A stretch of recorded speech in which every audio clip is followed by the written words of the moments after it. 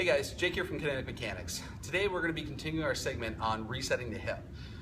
We identified, in our last video, we identified the structures that we're going to be working with: fascia, muscle spindles, and the fascia and muscle spindles in particular around three muscles of the hip and the knee: rec fem, sartorius, and TFL.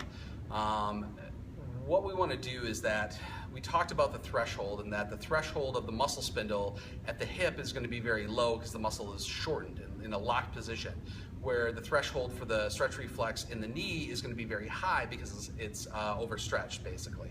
What we want to do is that the bigger of the two concerns, if you had to pick one, would be the hip.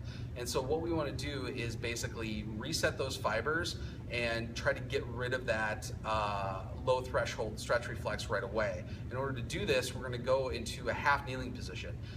You've probably seen this a lot in the gym, and there's a lot of good reasons to do this and a lot of good variations of it.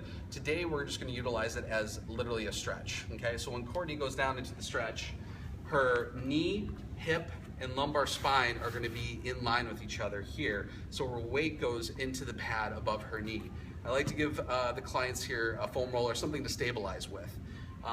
From here, I'm going to have her dig her back toes into the ground, so basically she can initiate her glutes. Now, the reason that this is important is that when she fires off her glutes and basically tucks her pelvis underneath her, she initiates what's called reciprocal inhibition. So when she fires off her glutes, it's actually going to help with the stretching mechanism of the hip flexors. Okay. From here, I like to hold it with clients. This is all client specific, but anywhere to hold the stretch for about 1.5 minutes, anywhere up to like 5 minutes, just to get that hip to basically release.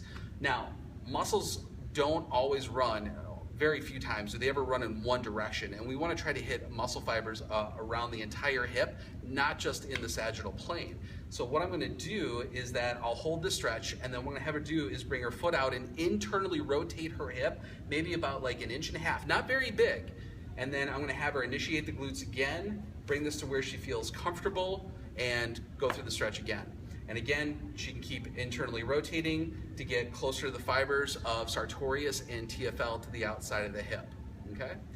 If you have any questions or anything, please leave a comment below.